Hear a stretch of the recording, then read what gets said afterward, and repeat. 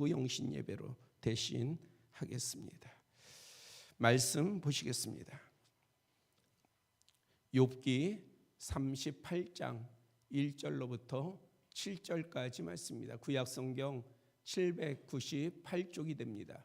욥기 38장 1절로부터 7절까지 봉독해 드립니다. 그때 여호와께서 폭풍우 가운데서 욥에게 말씀하여 이르시되 무지한 말로 생각을 어둡게 하는 자가 누구냐? 너는 대장부처럼 허리를 묶고 내가 네게 묻는 것을 대답할지니라. 내가 땅에 기초를 놓을 때에 내가 어디 있었느냐? 내가 깨달아 알았거든 말할지니라. 누가 그것의 도량법을 정하였는지 누가 그 줄을 그것을 위에 띄웠는지 내가 아느냐? 그것의 주추는 못 위에 세웠으며 그 모퉁이 돌을 누가 놓았느냐? 그때에 새벽별들이 기뻐 노래하며 하나님의 아들들이 다 기뻐 소리를 질렀느니라. 아멘. 아멘. 기도드리겠습니다. 아버지 하나님, 이 시간에 우리가 마음과 정성과 뜻을 다하여 아버지 앞에 예배를 드리며 또한 말씀을 사모하여 귀를 열었습니다. 마음이 열리게 하시고 영이 열려 아버지의 말씀에 감동 감화가 모두에게 있게 하여 주시옵소서. 우리 주 예수 그리스도의 이름으로 기도드렸사옵나이다. 아멘.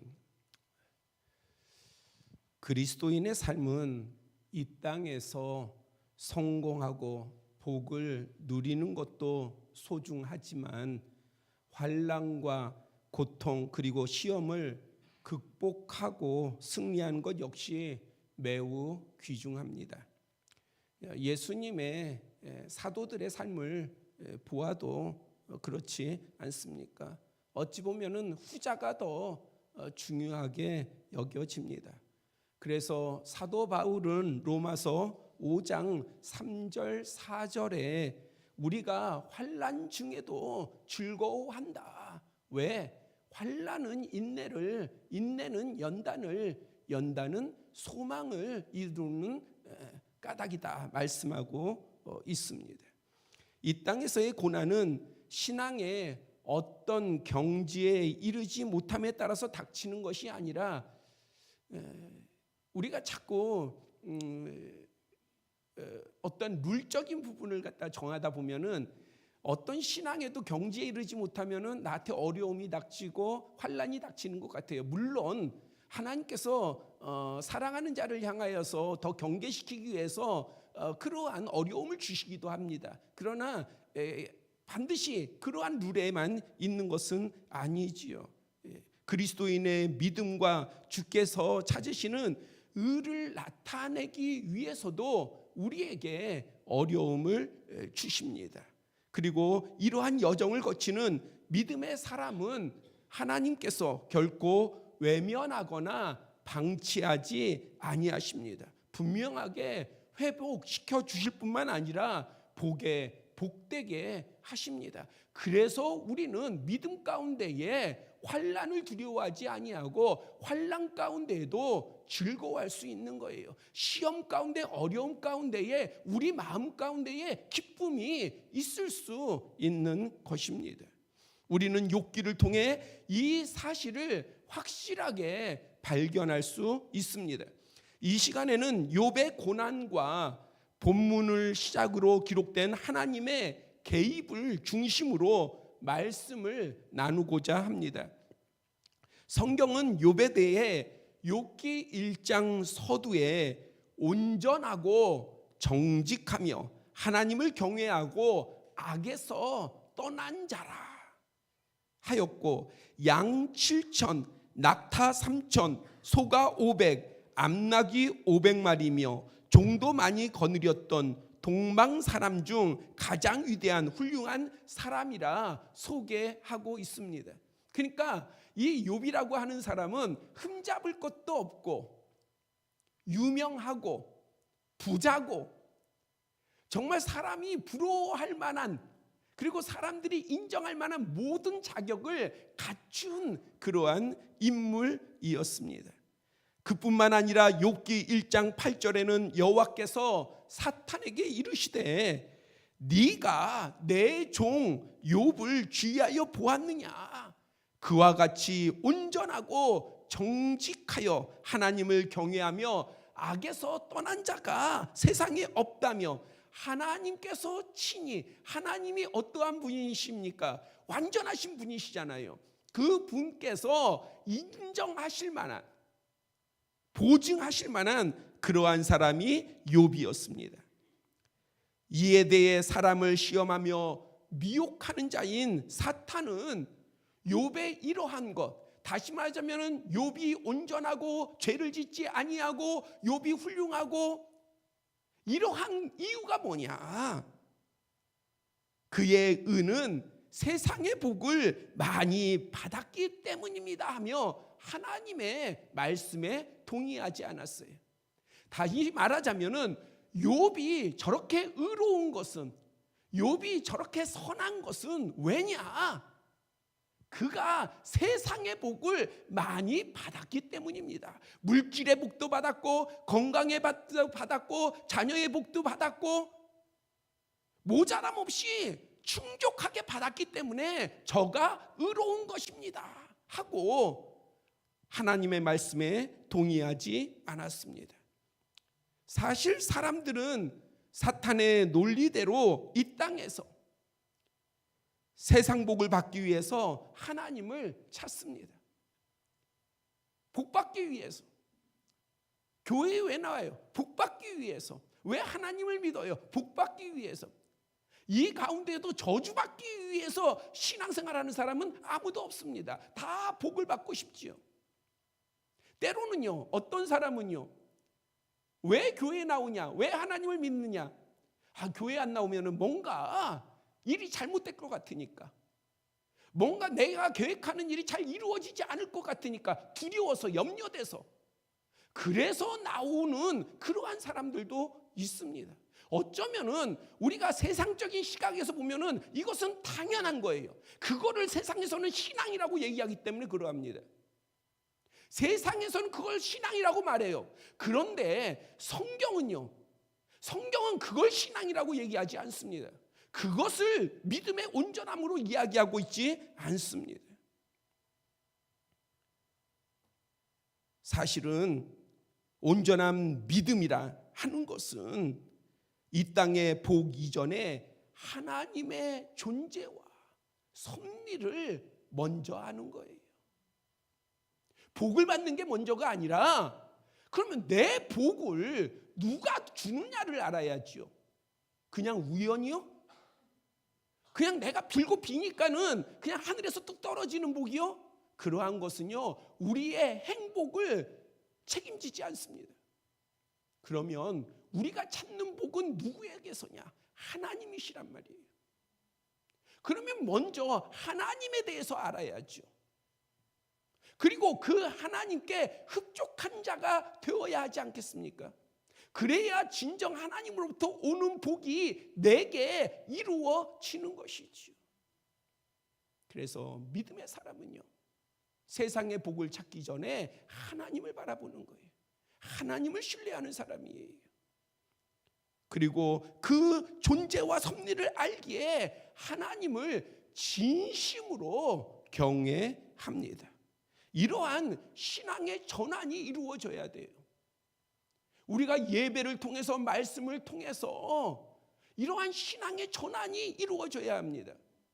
이 땅에서 잘 되기 위해서, 이 땅에서 복을 받기 위하여서, 이 땅에서 형통하기 위하여서 우리가 하나님을 찾는 그러한 신앙에서, 이것은 하나님을 믿는 사람만이 아니라 세상에 다른 신을 믿는 사람들도 똑같은 마음이에요. 똑같은 행태를 가집니다. 그러나 우리는 살아계신 하나님을 믿습니다. 그러하기에 우리는 땅의 것을 찾기 전에 살아계신 하나님을 바라보는 것, 그 하나님을 믿는 것, 그 하나님을 사랑하는 것, 그 하나님을 경외하는 그러한 신앙, 이 신앙으로의 전환이 우리에게 있어야 하는 것입니다. 그래야 주님의 크심과 위대하심을 알고 그 주님을 볼 수 있으며 그것은 우리의 믿음을 정금 갖게 합니다. 욥기에서 사탄은 하나님께 욥을 강력하게 시험할 수 있도록 2차례 허락을 받았습니다. 사탄은 뭘 믿고 있는 거예요? 욥이 저렇게 온전한 것은, 욥이 저렇게 하나님을 경외하는 것은 세상의 복 때문이다. 이렇게 여긴 까닭에 하나님 앞에 강력한, 욥을 향한 강력한 시험할 것을 허락을 받았습니다. 1장 11절에 이제 주의 손을 펴서 그의 모든 소유물을 치소서, 그러하시면 틀림없이 주를 향하여 욕하지 아니하겠나이까. 이와 같은 첫 번째 시험으로 욥은 자녀를 비롯한 모든 소유를 빼앗기는 고통과 환난을 겪었습니다. 여러분 같으면 어떻겠어요? 사람이요, 없는 가운데 계속 살면은 사실은 더 없어지는 거에 대해서 그렇게 큰 어려움이 없어요. 그러나 있는 사람이 빼앗기면은요, 그 고통은 갑절이 됩니다. 만약에 여러분들이 소중히 여기는 거, 가치 있게 여기는 거를 어느 한 날 다 빼앗긴다고 한다면요, 여러분들이 그래도 여러분들의 입술을 열어서 하나님을 찬송하시겠습니까? 예배 가운데에 우리가 이러한 말씀 나눈 가운데는 네, 그러하겠습니다, 아멘, 그럴 수 있어요. 그러나 여러분들의 실제의 삶 가운데에 만약에 그러한 일이 벌어진다고 한다면 과연 우리가 입술을 열어서 진정으로 하나님을 찬송할 수 있겠습니까? 원망하지 않겠어요? 하나님 왜 나에게 이런 어려움을 주십니까? 왜 이런 고난을 주십니까? 내가 그렇게 하나님을 믿는데 왜 나에게 이렇게 하십니까? 원망하지 않겠습니까? 불평하지 않겠습니까? 그리고 속히 좌절하지 않겠어요? 하지만 욥은요, 이겼어요. 무엇으로 이겼습니까? 넉넉한 믿음으로 이겼어요. 넉넉한 믿음으로요. 1장 21절에 내가 모태에서 알몸으로 나와 싸운지어, 옛날 성경에는 적신, 태어날 때 붉게 태어난 적신으로 나와 싸운지어 내가 적신으로 돌아가는 것이 당연하다. 주시니도 여호와시요 거두시니도 여호와시오니 여호와의 이름이 찬송 받으실지니라. 찬송했어요. 사탄은 다시 2장 5절에 이제 주의 손을 펴서 그의 뼈와 살을 치소서, 그러하시면 틀림없이 주를 향하여 욕하지 않겠나이까. 세상의 모든 것을 다, 물질을, 소유를 다 빼앗겼을 때에 사탄은 포기하지 아니하고 그러면 이제 저의 몸을 치소서, 저를 병들게 하소서, 저를 아프게 하소서. 이것 또한 우리에게 상당히 힘든 문제 아니겠습니까? 이어진 두 번째 시험으로 욥의 육체는 발바닥에서부터 정수리까지, 이 표현은요, 온 몸에 종기가 났다는 거예요. 그리고 이 종기가 얼마나 괴롭게 하냐면 이 질그릇 조각을 가지고 긁지 않으면은 견딜 수 없는 고통을 받습니다. 그러한 고통이 임했어요. 제 아내가 코로나 백신 2차 접종을 하고요, 그러고 나서 그 부작용인지 몸이 간지럽기를 시작을 했어요. 그런데 얼마나 간지러운지 아내가 이런 얘기를 하더라고요. 자기가 예전에 몸이 간지러워서 막 자살하고 싶다라고 하는 그런 이야기를 들었는데 그 말이 이해가 된다고. 몸이 너무 간지러우니까 뭐 긁어도 이게 해결이 안 되는 거예요. 그러니까는 잠을 못 자잖아요. 잠을 못 자는 것이 얼마나 큰 고통인지 아시는 분들은 아실 거예요. 그러니까 잠은 잘 수 없고 몸은 간지럽고, 그래서 상당히 고생을 한 적이 있습니다. 그러니까 아무리 질그릇 조각으로 몸을 막 긁어도 이것이 만족이 없는, 해결이 안 되는 그러한 지경에 이르렀습니다. 그때 욥은 2장 10절에 보니까 우리가 하나님께 복을 받았은즉 화도 받지 아니하겠느냐며 이 모든 일에 입술로 범죄하지 않았다. 작은 원망도 나오지 않았다는 거예요. 작은 불평도 하지 않았다는 것입니다. 믿음의 사람은요, 믿음의 사람 이렇게 주장한다고 해서 믿음의 사람이 아니라 그의 삶 가운데 무엇이 나타나는가를 보면 그가 정말 믿음의 사람인지를 알 수가 있어요. 근데 욥은요, 이러한 고통 가운데서도 그의 입술에서 불평이 없었다는 거예요. 원망이 없었다는 겁니다. 욥의 믿음은 단단했고 하나님을 향한 그의 경외심은 놀라웠습니다. 그리스도인은요, 우리 모두가 그리스도인 아닙니까? 그리스도인은 사탄의 미혹과 악한 꾀나 올무를 두려워할 필요가 없습니다. 우리의 믿음은요, 정말 우리 안에 믿음이 있다고 한다면은 우리의 믿음은 능히 사탄의 그 모든 괴계를 돌파하고 그 사슬을 끊을 수 있기 때문입니다. 그래서 두려워할 필요가 없어요. 그래서 믿음을 가지라고 하는 이야기예요. 이미테이션적인 믿음이 아니라 진짜 믿음을 가지라는 얘기예요. 교회니까, 설교 시간이니까, 목사니까, 그러니까 믿음에 대해서 얘기를 하는 것이 아니라 진정한 믿음을 가지면 그 믿음이 우리에게 능력이 되기 때문이에요. 할 수 있거든이 무슨 말이냐? 믿는 자에게는 능치 못할 일이 없느니라. 그것이 세상에서 말하는 믿음이 아니라 성경이 말하는 믿음이요, 우리가 가진 믿음입니다. 그런데 이 세상을 살아가는 욥이 지금 하나님 나라에 있는 게 아니라 이 땅, 광야 같은 이 땅에 살고 있지 않습니까? 그런 욥에게 예기치 못한 또 다른 유형의 시험이 있었습니다. 사탄의 시험을 다 물리쳤는데 믿음으로 전혀 요동함 없이 이겼는데 또 다른 유형의 시험이 욥에게 닥쳤습니다. 욥에게 임한 재앙을 듣고 각자의 지경에서 찾아온 세 친구 엘리바스와 빌닷과 소발이 욥을 격동하였습니다. 욥기 2장 11절에 그들은 욥을 위문하고 유려하려 하여 서로 약속하고 왔다 말하고 있어요. 그러니까는 이 욥의 재앙을, 환난을 들었습니다.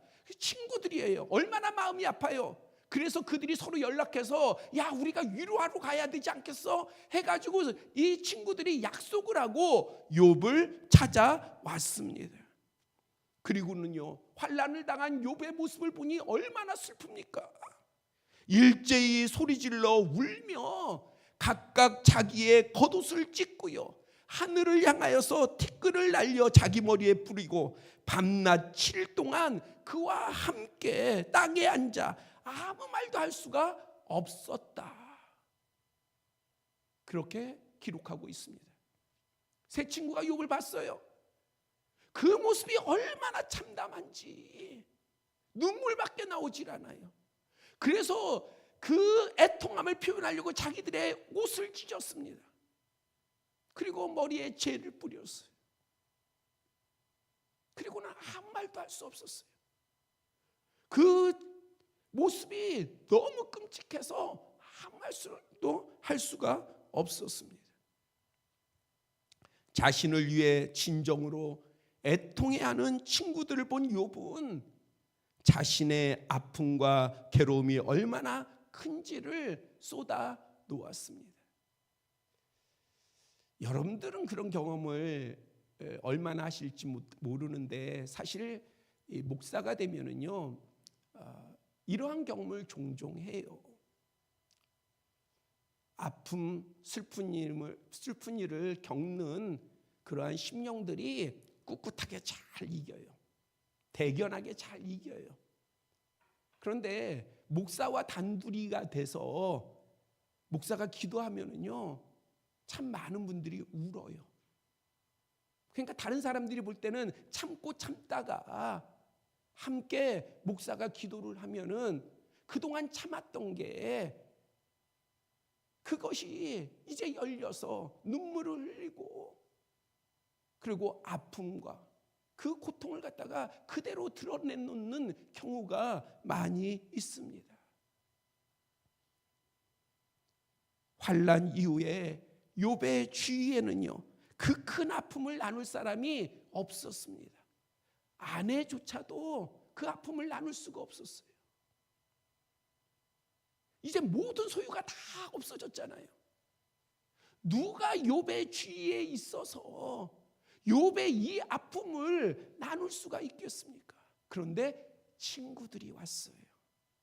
그리고 같이 울어요. 슬퍼해줘요. 애통해해요. 그러니 욥이 참고 참았던 그 아픔을 이 친구들 앞에서 쏟아놓게 된 것이지요.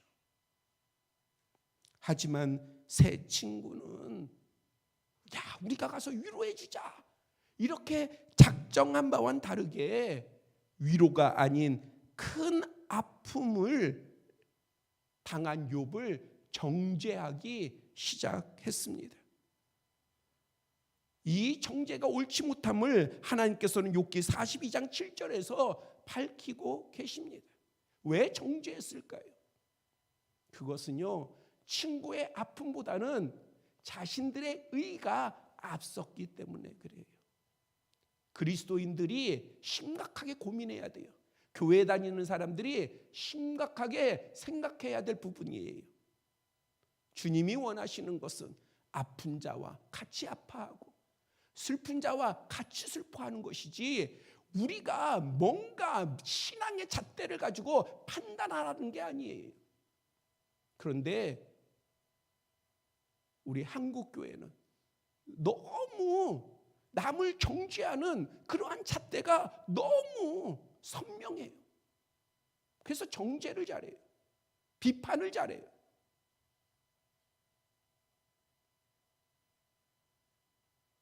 이 세 친구는 우리가 위로해 주자 했지만 결국에 그들은 욥을 만났을 때에 욥의 소리를 듣고 정죄하기를 시작했습니다. 엘리바스 3번, 빌닷 3번, 소발 2번의 책망과 이에 대해서 어때요? 이제 책망을 하고 정죄를 하니 욥은 어떻게 했어요? 자기 변명을 할 거 아니겠습니까? 그래서 총 8차례가 넘게 욥은 자기 변명을 하게 됩니다. 이 어리석은 논쟁과 또 함께 온 엘리후의 공고까지가 욥기 3장서부터요 37장까지의 내용입니다. 우리가 서두에 나눴던 우리가 일반적으로 생각하는 시험, 그 시험이 누구에게 옵니까? 템테이션이에요. 유혹이에요. 영어에. 자, 우리를 하나님으로부터 잘못되게 하는, 떠나도록 하는 그 시험이 누구로부터 오는 겁니까? 사탄으로부터 오잖아요. 근데 이 사탄의 시험은 2장밖에 기록이 되어 있지 않아요. 3장서부터 37장까지 무려 34장에 걸친 이 방대한 양이 어떠한 내용이냐? 바로 이 친구들과 욥과의 어리석은 논쟁의 내용입니다. 욥은 우리가 잘 알잖아요. 어떤 내용이 중심입니까? 시험이잖아요. 그래서 고난과 고통을 받는 거잖아요. 그리고 극복과 하나님으로부터의 회복을 이야기하고 있지 않습니까? 그런데 그 내용 가운데에서 34장이 바로 친구들과의 논쟁이었어요.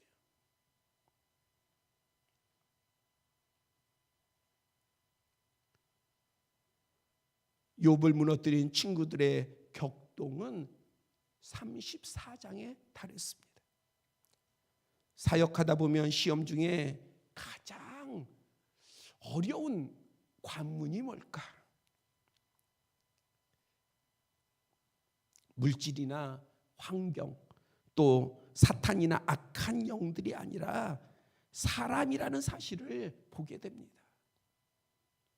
참 어려운 게 사람이에요. 특히 믿고 기대하며 의지했던 사람에 의한 상처나 고통은 누구에게나 견디기 힘든 이유가 됩니다. 예수님께서도 사람의 이러한 유의 시험에 대해서 마태복음 18장 6절 7절에 이렇게 말씀하셨습니다. 누구든지 나를 믿는 이 작은 자 중 하나를 실족하게 하면 차라리 연자맷돌이 그 목에 달려서 깊은 바다에 빠지는 것이 나으니라. 실족하게 하면 실족하게 하는 일들이 있음을 말하는데, 실족하게 하는 일들이 있음으로 말미암아 세상에 화가 있도다. 실족하게 하는 일이 없을 수는 없으나 실족하게 하는 그 사람에게는 화가 있도다. 이렇게 말씀하고 있어요. 우리는 오늘 본문 이전에 하나님의 직접적인 개입 이전에 욥에 관한 내용을 통해서 욥에게 주어진 강력한 시험과 환난, 고통, 괴로움을 보게 됩니다. 그것은 악한 영 사탄과 세상과 신뢰했던 사람들에게서 왔습니다.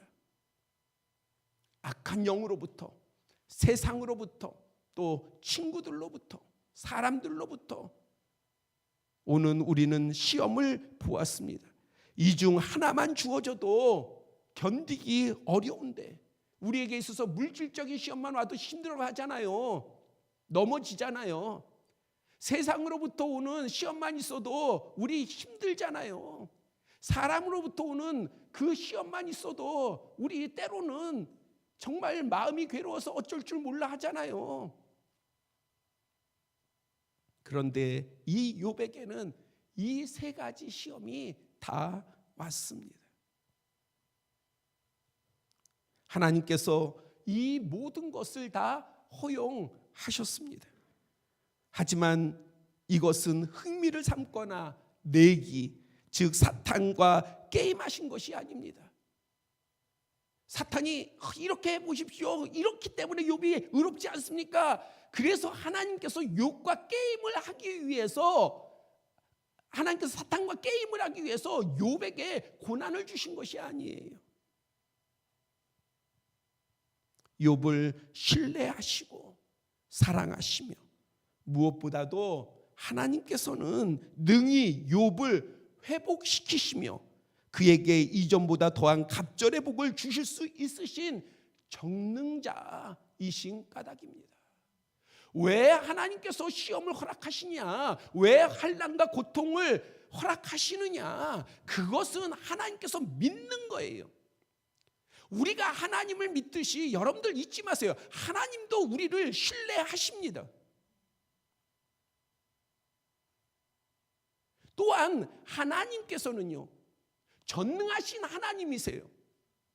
그래서 우리가 어떠한 시험과 환난과 어려움에 처하고 우리의 공고함과 우리의 수치당함과 그 모든 것들이 있을지라도, 이 세상에서 어떠한 모양 가운데에 우리의 그 힘듦과 어려움이 있을지라도 하나님께서는요, 작정하시면은 능히 그 모든 것들을 씻어주시고 회복시켜 주실 뿐만 아니라 오히려 복에 복을 더하실 수 있는 전능하신 분이시기에 우리에게 어려움을 허락하시는 거예요. 왜냐하면 하나님께서는 그 모든 거에 보응을 충분히 하실 수 있는 분이십니다. 그래서 허용하시는 거예요. 그리고 이 시간 말씀을 나누는 우리에게 이 욥기의 나눔을 통해서요, 반드시 깨달아야 할 사실을 알려주고 계십니다. 길고 긴 욥의 시험의 때가 지나 본문 욥기 38장 1절에 와서 여호와께서 폭풍우 가운데에서 욥에게 나타나셔서 말씀하셨습니다. 친히 나타나셨어요.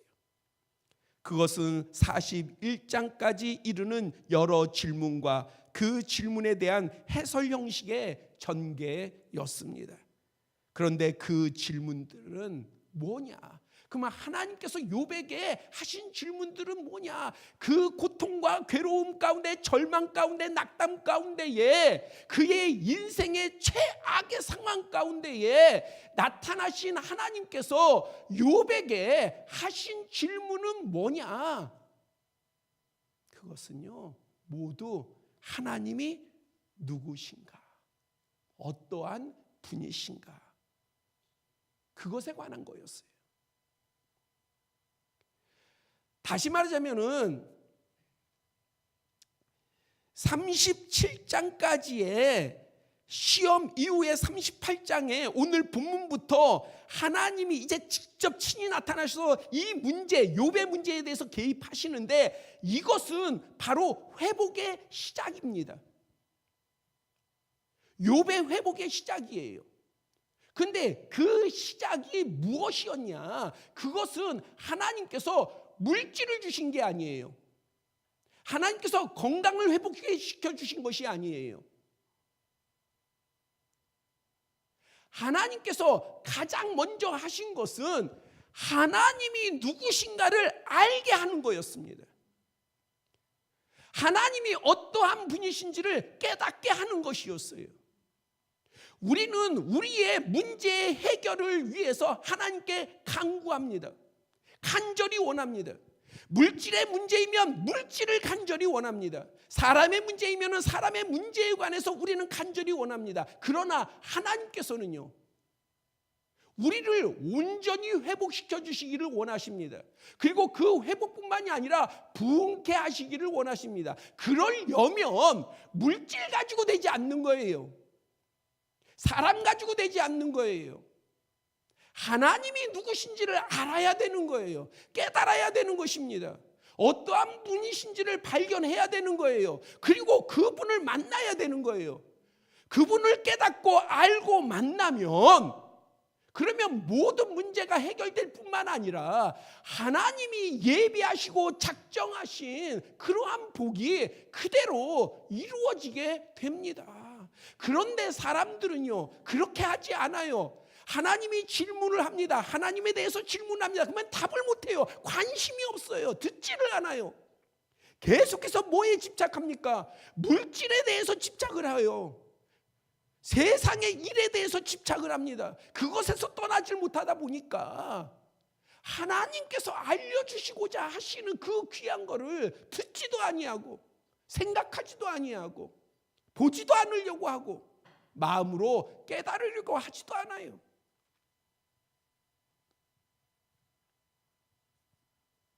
견디고 견디다 끝내는 무너진 욥. 이 세상에 그에게 남은 것은 가족도 소유도 신뢰할 만한 친구도 하나 없는 오직 고통뿐이었습니다. 이 땅에서 그를 치유하고 회복할 만한 어떠한 기회도 주어질 수 없는 그러한 상황이었습니다. 세상으로부터 말입니다. 그러나 욥에게는 마치 사라진 것과 같으나 어떤 존재보다 확실하신 전능하신 하나님이 계셨습니다. 하나님께서 친히 욥에게 나타나셔서 개입하시니 그에게 재물이 주어지지 않고 건강이 나아지지 않아도 주위 사람들이 변하지 않아도 욥은 속히 회복하였고 자유하였으며 주님 앞에 나아갈 수 있었습니다. 제가 정말 자주 말씀드리잖아요. 우리가 믿음의 사람이라고 한다면은요, 우리는 범사가 잘됨으로 말미암아 영이 잘 되는 게 아니에요. 우리의 영이 잘됨으로 말미암아 범사가 잘 되는 거예요.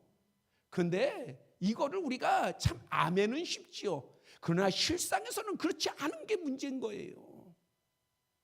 믿으세요. 우리가 살아계신 하나님을 믿으면 이 원리 또한 믿으세요. 내 영이 잘 되면 내 범사가 잘 되는 거예요. 왜냐하면 그 안에는 하나님의 개입이 있기 때문에 그래요. 그리고 그 하나님은 전능하신 창조주 하나님이십니다.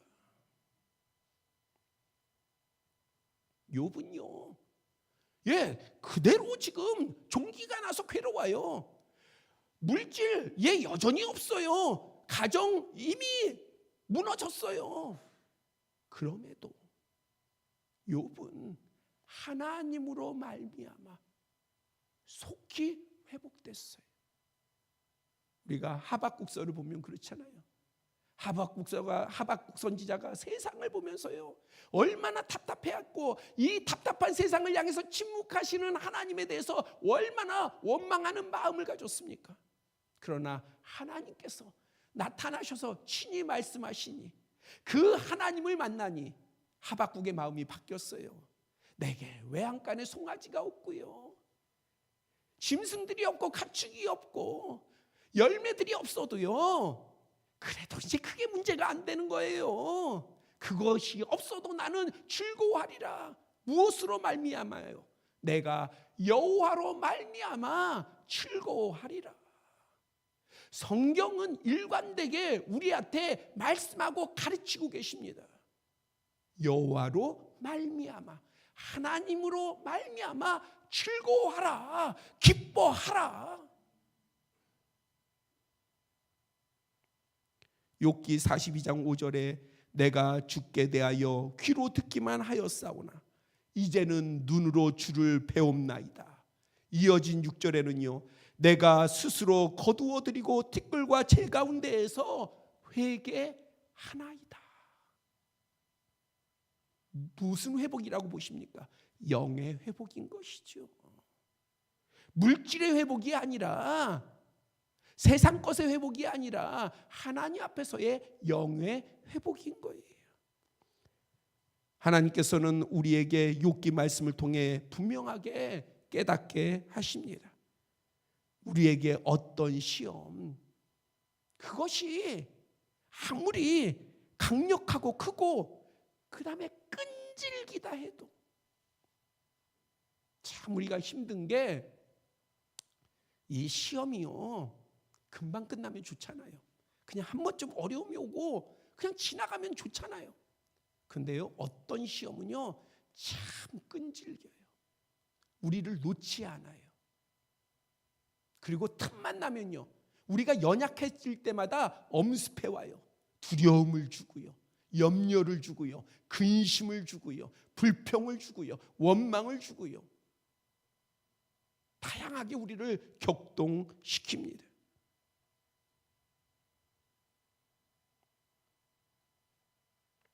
그러나 우리가 하나님을 알고 하나님을 만나면 우리가 끝이 아니라 우리에게 닥치는 시험과 환난과 고난이 끝인 것을 믿으시기를 바랍니다. 이것은 욥을 통한 우리를 향하신 언약이에요. 목사의 설교가 아니라 언약입니다.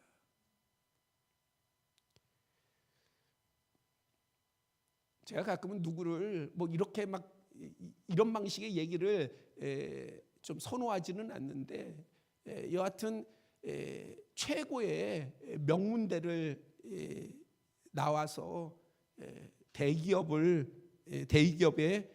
취업했고 3, 4개국어를 자유롭게 구사하는 그러한 제자가 있습니다. 그런데 여성으로는 견디기 힘든, 남에게 말하거나 알릴 수 없는 그러한 육신의 어려움이 찾아왔어요. 제가 자세하게 말씀을 못 드리는 거는, 우리가 이 예배가 다 유튜브로도 나가기 때문에 우리가 코로나 이후부터는 영상으로 나가서 제가 이런 예를 들 때 참 예를 들면 이걸 막 밝히면서 얘기하면 여러분들한테는 참 더 다가올 텐데, 가까이 다가올 텐데, 그러나 그거보다 저는 제게 인용되는 이 사람들 또한 귀하기 때문에 제가 좀 가려서 이야기하는 것을 이해를 바랍니다. 정말 어려움이 찾아왔어요. 그런데 부모님 앞에는요, 전혀 내색을 하지 않아요. 슬픈 내색을 하지 않아요. 아픈 내색을 하지 않아요. 왜? 부모님이 아파하실까 봐. 근데 어느 날 저랑 통화를 하게 됐어요. 근데 엉엉 울더라고요. 참았던 것이, 눌러놨던 것이 터지니까 그걸 주체를 못하는 거예요.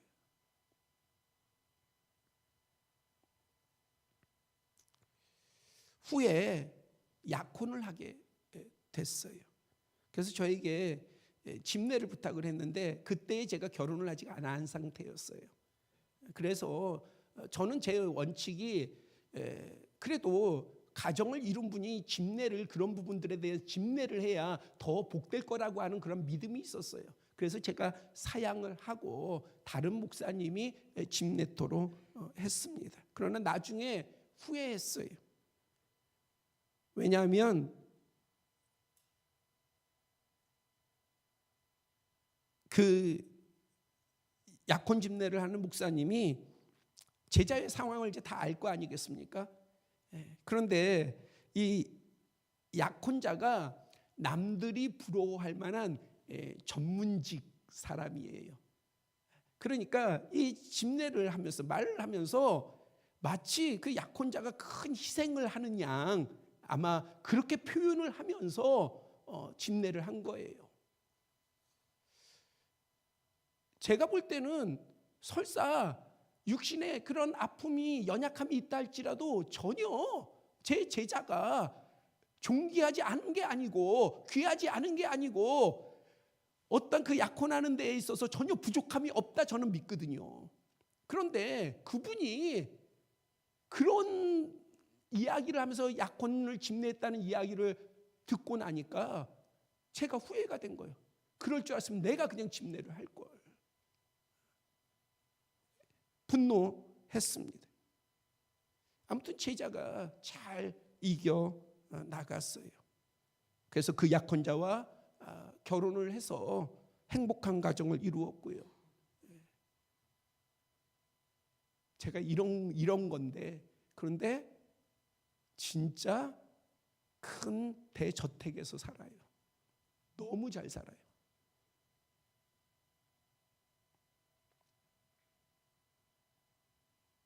그런데 결코 짧지 않았던 그 환난과 시험의 시간에 그 제자의 한결같은 고백이 있었어요. 하나님께서 항상 나와 함께 하시니. 다른 게 아니에요. 하나님께서 나와 항상 함께 하시니까. 그는 자신의 지혜와 자신의 모든 어떠한 경험과 이 모든 것의 가장 기본을 하나님께 두고 있었어요. 그래서 쓰러지지 않을 수 있었어요.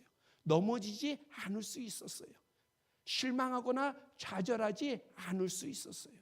오히려 그러한 역경 가운데도 힘있게 나아갈 수 있었어요. 그리고 결국에 정말 복의 복을 이루었어요.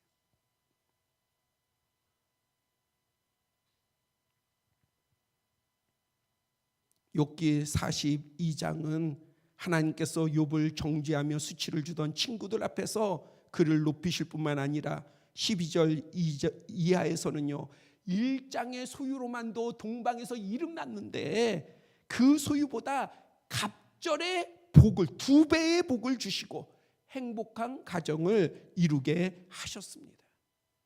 하나님께서는 오늘을 사는 우리에게도 물어보십니다. 우리에게 질문을 하셔요. 그것은 우리가 세상 지식이 얼마나 있고 우리의 소유가 얼마나 많은지, 우리의 지위는 얼마나 높은가가 아닙니다. 그러니까 교회 와서는 그러한 것들이 다 필요 없는 거예요. 내가 얼마만큼의 재물을 가졌고, 내가 세상의 지위가 얼마나 높고, 내 이력이 얼마나 대단하고, 이런 거요? 아무것도 아니에요. 만약에 그런 것을 가지고 교회에 오면 그것이 사실은 염려될 문제인 거죠. 하나님 앞에서는요, 하나님이 찾으시는 것은요, 그런 것이 아니에요. 하나님이 찾으시는 것은 너가 나를 얼마나 아느냐예요. 너가 나를 얼마나 믿느냐예요. 너가 나를 얼마나 경외하느냐예요. 그것에 대해서 우리가 하나님을 얼마나 사랑하며 얼마나 신뢰하는지를 밝힌다면, 드러내 논다면, 그것이 우리의 합당한 고백이 되어서 하나님께서는 우리에게 오는 모든 시험을 이기게 하실 뿐만 아니라, 넉넉하게 이기게 하실 뿐만 아니라, 승리하게 하실 뿐만 아니라, 우리의 아픔이나 우리의 연약함을 속히 치유하여 주시고 회복시켜 주시며 필요한 부흥과 갑절의 은혜와 복을 부어 주실 줄 믿습니다. 이 복이, 이 언약이 우리 모두에게 성취되기를 바랍니다. 기도드리겠습니다. 아버지 하나님, 이 시간 우리에게 지혜를 허락하여 주시옵소서. 환난과 시험과 어려움이 없는 사람이 없사온데, 그런데 우리가 그 문제에 매여 있지 아니한 것은 살아계신 하나님이 우리와 함께 하신 까닭입니다. 아버지 하나님, 우리가 하나님을 믿고 의지합니다. 하나님, 우리의 모든 문제를 해결하여 주시고 그 문제 가운데서 우리를 회복하여 주시고 우리가 온전히 하나님을 바라봄으로 말미암아 복과 부흥 가운데 나아가게 하여 주시옵소서. 온전히 아버지 하나님께서 그 은혜를 우리에게 주실 줄 믿습니다. 우리 주 예수 그리스도의 이름으로 기도드렸사옵나이다. 아멘.